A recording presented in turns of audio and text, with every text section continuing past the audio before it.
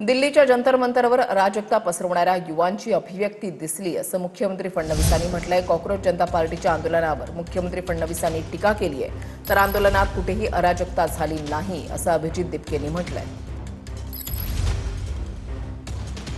प्रकारे त्या ठिकाणी भाषणं झाली, नारे लागले, वक्तव्य झाली, त्यातनं एक गोष्ट लक्षात आली, भारताच्या युवांची अभिव्यक्ती नाहीये, तर अराजकता पसरवण्याच्या मानसिकतेची अभिव्यक्ती आपल्याला पाहायला मिळाली। या देशाच्या लोकशाहीची तत्व आहेत, ती तत्व नाकारणारे पुस्तक घेऊन फिरले तरी ते भारतरत्न डॉक्टर बाबासाहेब आंबेडकर विरोधी आहेत। या अभिव्यक्तीने त्यांचा खरा अराजकतावादी चेहरा आणि मनसुबे हे उघडे झाले आहेत। कुठलंही समर्थन मिळालेलं नाही।